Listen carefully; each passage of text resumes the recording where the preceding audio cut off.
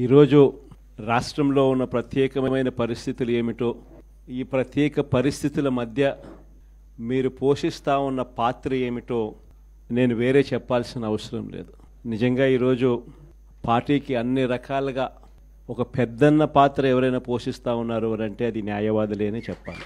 అడగకపోతే అమ్మైనా అన్నం పెట్టదన్నట్టుగా, కోరకపోతే దేవుడైనా కూడా వరం ఇవ్వడం అన్నట్టుగా, పిటిషన్ వేయకపోతే న్యాయస్థానంలో మీరు నిలబడకపోతే న్యాయం కూడా దక్కే పరిస్థితి కూడా ఉండదు. కలియుగం అన్నది ఏమిటి అన్నది ఈ చంద్రబాబు నాయుడు గారి పరిపాలన చూస్తే ఈ 14 నెలల్లో ఓహో ఇదేనా కలియుగము అని చెప్పి అనిపించే పరిస్థితి ఎవరికైనా కూడా అనిపిస్తుంది. ఎందుకనంటే న్యాయం లేదు, ధర్మం లేదు.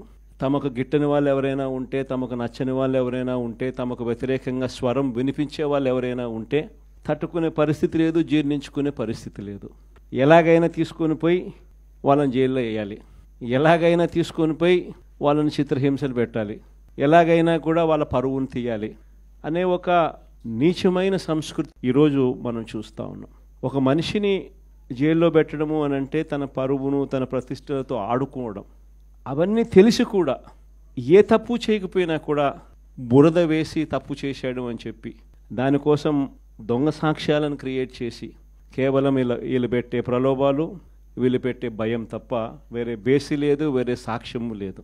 ఇలాంటి పరిస్థితుల మధ్య న్యాయం జరగడానికి కోసం బాధితుల తరపున గట్టిగా నిలబడి వాళ్ళ స్వరం వినిపించే కార్యక్రమం ఎక్కడైనా చేయాల్సిన పరిస్థితి ఏదైనా ఉంది అని అంటే అది ఇంకా మన భుజస్కంధాల మీద ఇంకా ఆ బాధ్యత ఎక్కువైంది. ప్రతిపక్షంలో ఉన్నప్పుడు వైఎస్ఆర్ పార్టీకి నిజంగా పెద్దన్నగా మీరు చేస్తూ ఉన్న పాత్ర ఎప్పటికీ కూడా పార్టీ మర్చిపోదని సందర్భంగా తెలియజేస్తాను. ఎవరికి కూడా ఊహించని విధంగా కూడా, ఇంతకుముందు గతంలో ఎప్పుడు జరగని విధంగా కూడా లీగల్ కమ్యూనిటీకి, మరీ ముఖ్యంగా ఫస్ట్ టైం లా కంప్లీట్ చేసుకుని తమ కాళ్ళ మీద తాము నిలబడడానికి సిద్ధంగా ఉన్న యంగ్స్టర్స్కు, యంగ్ లాయర్స్కు ప్రభుత్వం అప్పట్లో క్రమం తప్పకుండా సహాయ సహకారాలు అందిస్తూ లా నేస్తం పేరిట ఏకంగా జీపీలు, ఏజీపీల నియామకంలో కూడా ఏకంగా 52% రిజర్వేషన్లు ఇచ్చి అట్టడుగు వర్గాలకు కూడా మంచి చేయాలి అని చెప్పి ఆలోచన చేసిన పరిస్థితులు కూడా గతంలో ఎప్పుడు చూడాల. న్యాయవాదులకు సంక్షేమ నిధి కోసం 100 కోట్ల రూపాయలు వాళ్ళకు కేటాయింపులు చేసి అందులో 25 కోట్ల రూపాయలు ఖర్చు కూడా ఎప్పుడైనా జరిగింది అని అంటే అది కూడా వైఎస్ఆర్సీపీ ప్రభుత్వ హయాంలోనే. ఇన్సూరెన్స్ పథకానికి కూడా 1/3 వంతు వాటాను కూడా ప్రభుత్వమే చెల్లించిన పరిస్థితులు కూడా ఎప్పుడైనా ఉన్నాయి అని అంటే అది కూడా వైఎస్ఆర్సీపీ ప్రభుత్వంలో. న్యాయవాదులందరికీ కూడా మనం మంచి చేశాము అని చెప్పి గర్వంగా పార్టీ చెప్పుకునే విధంగా కూడా చేయగలిగాం. ఈరోజు రాష్ట్రంలో ఉన్న ప్రత్యేకమైన పరిస్థితులు ఏమిటో, ఈ ప్రత్యేక పరిస్థితుల మధ్య మీరు పోషిస్తూ ఉన్న పాత్ర ఏమిటో నేను వేరే చెప్పాల్సిన అవసరం లేదు. నిజంగా ఈరోజు పార్టీకి అన్ని రకాలుగా ఒక పెద్దన్న పాత్ర ఎవరైనా పోషిస్తూ ఉన్నారు అంటే అది న్యాయవాదులే అని చెప్పాలి. అడగకపోతే అమ్మైనా అన్నం పెట్టదన్నట్టుగా, కోరకపోతే దేవుడైనా కూడా వరం ఇవ్వడం అన్నట్టుగా, పిటిషన్ వేయకపోతే న్యాయస్థానంలో మీరు నిలబడకపోతే న్యాయం కూడా దక్కే పరిస్థితి కూడా ఉండదు. కలియుగం అన్నది ఏమిటి అన్నది ఈ చంద్రబాబు నాయుడు గారి పరిపాలన చూస్తే ఈ 14 నెలల్లో ఓహో ఇదేనా కలియుగము అని చెప్పి అనిపించే పరిస్థితి ఎవరికైనా కూడా అనిపిస్తుంది.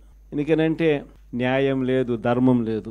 తమకు గిట్టని వాళ్ళు ఎవరైనా ఉంటే, తమకు నచ్చని వాళ్ళు ఎవరైనా ఉంటే, తమకు వ్యతిరేకంగా స్వరం వినిపించే వాళ్ళు ఎవరైనా ఉంటే తట్టుకునే పరిస్థితి లేదు, జీర్ణించుకునే పరిస్థితి లేదు.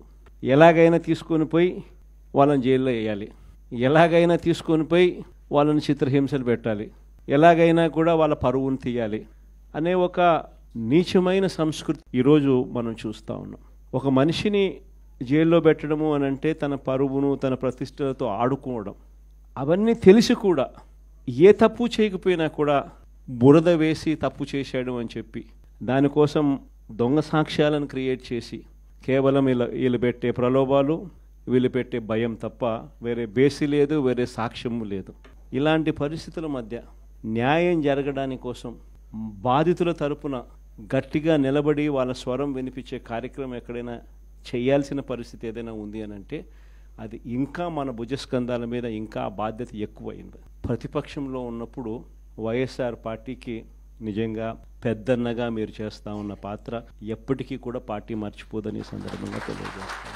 ఎవరికి కూడా ఊహించని విధంగా కూడా, ఇంతకుముందు గతంలో ఎప్పుడు జరగని విధంగా కూడా లీగల్ కమ్యూనిటీకి మరీ ముఖ్యంగా ఫస్ట్ టైం లా కంప్లీట్ చేసుకుని తమ కాళ్ళ మీద తాము నిలబడడానికి సిద్ధంగా ఉన్న యంగ్స్టర్స్కు, యంగ్ లాయర్స్కు ప్రభుత్వం అప్పట్లో క్రమం తప్పకుండా సహాయ సహకారాలు అందిస్తూ లా నేస్తం పేరిట ఏకంగా జీపీలు, ఏజీపీల నియామకంలో కూడా ఏకంగా 52% రిజర్వేషన్లు ఇచ్చి అట్టడుగు వర్గాలకు కూడా మంచి చేయాలి అని చెప్పి ఆలోచన చేసిన పరిస్థితులు కూడా గతంలో ఎప్పుడు చూడాల.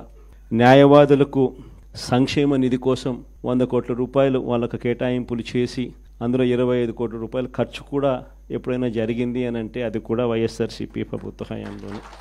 ఇన్సూరెన్స్ పథకానికి కూడా 1/3 వంతు వాటాను కూడా ప్రభుత్వమే చెల్లించిన పరిస్థితులు కూడా ఎప్పుడైనా ఉన్నాయి అని అంటే అది కూడా వైఎస్ఆర్సీపీ ప్రభుత్వంలో.